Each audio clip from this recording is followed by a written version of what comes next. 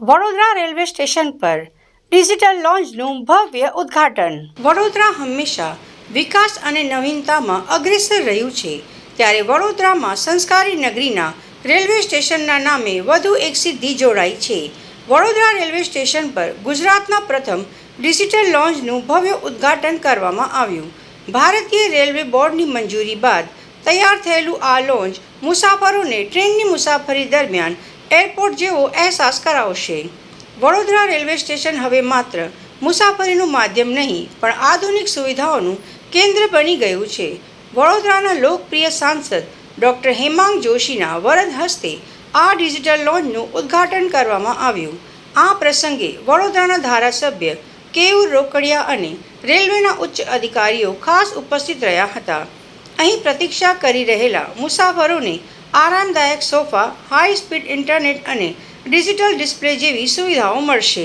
આપણા દેશના યશસ્વી વડાપ્રધાન શ્રી નરેન્દ્ર મોદીજી જે વિકસિત ભારતનું સ્વપ્ન જોઈ રહ્યા છે, આજે વિકસિત ભારતનું સ્વપ્ન વિકસિત વડોદરાથી કઈ રીતે હોઈ શકે એનું પ્રતિબિંબ આજે વડોદરા રેલવે સ્ટેશન ખાતે જોવા મળ્યું છે। વડોદરા રેલવે સ્ટેશનની અંદર એક આજે ડિજિટલ લોન્જનું ઉદ્ઘાટન અને લોકાર્પણ કરવામાં આવ્યું।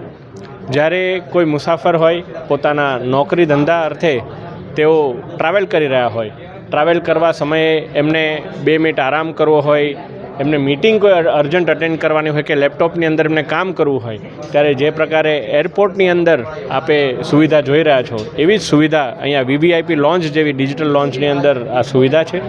અને આ લોન્જની અંદર એ વ્યક્તિ પોતે લેપટોપમાં કામ કરી શકે, નાસ્તો પાણી કરી શકે, અને ફ્રેશ થવું હોય, નાહવું હોય તો શાવરની પણ વ્યવસ્થા અહીંયા છે। અને એને 2-4 કલાક જો આરામ કરવો હોય તો નેપ માટેની પણ એક સારી એવી બેડની સુવિધા અહીંયા ઉપલબ્ધ છે।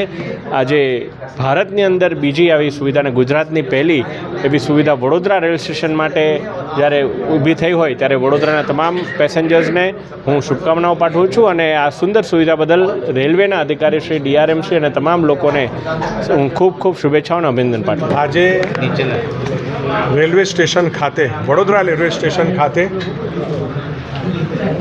ઇન્ડિયાનું બીજું અને ગુજરાતનું પહેલું એક્ઝિક્યુટિવ લોન્ચ જે આપણે માત્ર આજ સુધી એરપોર્ટ પર જોઈ છે, આવી એક્ઝિક્યુટિવ લોન્ચ આજે સાંસદશ્રીના વરદ હસ્તે લોકાર્પણ થઈ છે।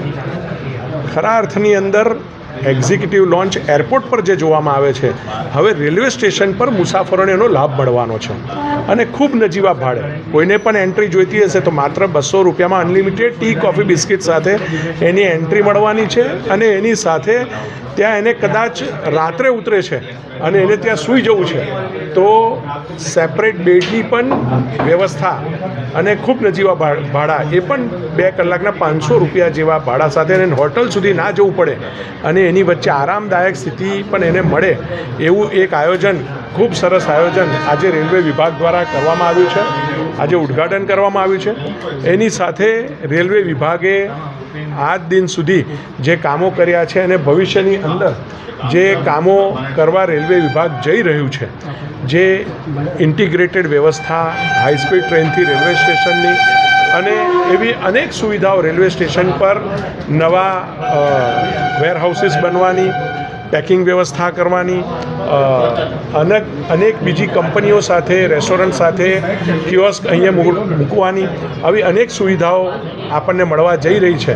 ખરા અર્થની અંદર કેન્દ્ર સરકાર દ્વારા જે આયોજન કરવામાં આવ્યું છે અને રેલવે વિભાગ દ્વારા, હું રેલવે વિભાગને ખૂબ ખૂબ અભિનંદન આપું છું। વડોદરા રેલવે સ્ટેશન એ મધ્ય ગુજરાતનું, કદાચ વેસ્ટર્ન રિજનનું સેન્ટ્રલ રેલવે સ્ટેશન છે। સૌથી વધુ મુસાફરો આ રેલવે વિભાગ પરથી જાય છે, ત્યારે મને ચોક્કસ વિશ્વાસ છે કે આગામી દિવસમાં મુસાફરોને ખૂબ મોટો લાભ અને આવી ડિજિટલ એક્ઝિક્યુટિવ લોન્ચ મળવા જઈ રહી છે, એ આપણા માટે આનંદની વાત। नमस्कार। ऐसा है कि बड़ौदा गुजरात का और पश्चिम रेलवे का बहुत से महत्वपूर्ण स्टेशन है।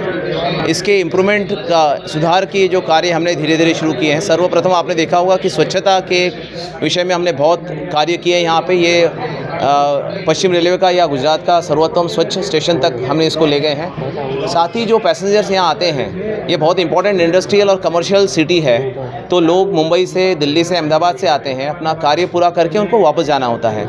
तो उनकी सुविधा के लिए बार बार ये डिमांड थी और माननीय एमपी साहब से डिस्कशन करके ये फैसला लिया गया कि यहाँ पे एक लॉन्च बनाया जाए और रेल मंत्रालय के निर्देश के अनुसार नए पॉलिसी के तहत ये एक नया डिजिटल लॉन्च यहाँ बनाया गया है, जिससे जो पैसेंजर्स मानिए अहमदाबाद से आते हैं, दिल्ली से आते हैं, वो यहाँ रुकेंगे, उनको शावर की भी व्यवस्था है, वो रुक के अगर उनको रेस्ट करना है, ऑड आवर्स में आते हैं, जैसे राजधानी यहाँ 2:30 बजे आती है रात को, तो यहाँ 2-3 घंटा रेस्ट कर सकते हैं, शावर लेके, यहाँ लॉकर है, लॉकर में सामान रख के दिन भर अपना कार्य करके रात की ट्रेन से वापस भी जा सकते हैं। तो वो बहुत ही इंपॉर्टेंट फैसिलिटी है जो इंपॉर्टेंट पैसेंजर्स हमारे आते हैं उनके लिए। अगर तो मुसाफिरों को रुकना है तो कितने मुसाफिरों की सुविधा है जो रात को रुक सकते हैं? अभी यहाँ पे करीब यहीं पे 6 बेड्स हैं जो लॉन्च में हैं। ऑफ कोर्स हमारे यहाँ रिटायरिंग रूम भी है, वो फैसिलिटी ले ही सकते हैं, बट जिनको आना है 2-3 घंटे के लिए उस तरीके का लॉन्च है। जैसे आप एयरपोर्ट पे जाते हैं, जो मानिए 3 बजे की ट्रेन से पहुँचे और सुबह निकल जाना है उनको, तो वो उनके लिए आए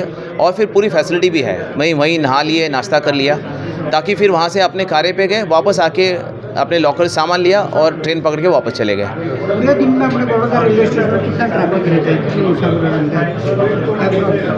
पूरे ट्रेन में बड़ौदा में करीब 17,000 फिगर है अभी, 17,000 से ऊपर फिगर है। ये फिगर इनफैक्ट बढ़ती जा रही है। और एक और चीज़ मैं आपने पूछा नहीं बता रहा हूँ कि मुसाफिरों की रिक्वायरमेंट देखते हुए आपने देखा एफओबी पे भीड़ होती है। ये अभी प्रेजेंटेशन में हमने आपको दिखाया कि 3 नए बड़े 4 नए 6 मीटर वाइड के एफओबी, हर एफओबी में एस्केलेटर लिफ्ट लगाया जाएगा। तो वो फैसिलिटी हर पैसेंजर के लिए हमने टारगेट रखा है कि अगले 18 महीने में क्रिएट करेंगे और इससे बड़ा ही स्मूथ फैसिलिटी होगी। और साथ करीब 160 करोड़ के वर्क जो सैंक्शन हुए हैं, जो शुरू होने जा रहे हैं, तो ये स्टेशन बहुत ही सुंदर हो जाएगा और पैसेंजर्स की यूटिलिटी के लिए फैसिलिटी बहुत अच्छा हो जाएगा। सर, बड़ौदा में रेलवे अच्छा काम कर रही है, सुविधाएं प्रोवाइड कर रही है, लेकिन बड़ौदा के लिए, बड़ौदा के लोगों के लिए जो अपना रेलवे स्टेशन का जो घर लाना है, जो आने जाने जी प्रोवाइड करता है, तो भविष्य में अब होने की उम्मीद है कि उनको जो जी ये मानसून में प्रॉब्लम हो रहा है। अभी इमीडिएट तो मानसून में गरनाला में पानी नहीं भरे, उसके लिए पूरे ख्याल रखे जा रहे हैं। हमारा वीएमसी का बड़ा क्लोज कोऑर्डिनेशन है। आपने देखा वो पिछले साल पानी नहीं भरा था, इस साल भी पूरा ध्यान रखेंगे कि उसके ड्रेनेज अच्छी तरह से रहे, पंप चलते रहें, गरनाला में पानी नहीं भरे, इस पर पूरा ध्यान दिया जाएगा। साथ ही गरनाला की जगह पे जो रोड और ब्रिज बनना है उसकी ड्राइंग डिस्कशन में, फाइनलाइजेशन में है, हमारी मीटिंग्स वीएम्स के साथ हो रही है और ये सैंक्शन कैसे किया जाए उसके बारे में भी जो है स्टेट गवर्नमेंट की तरफ से, हमारी तरफ से प्रयास किया जा रहा है ताकि ये वर्क सैंक्शन होके फिर वीएमसी इसको करा।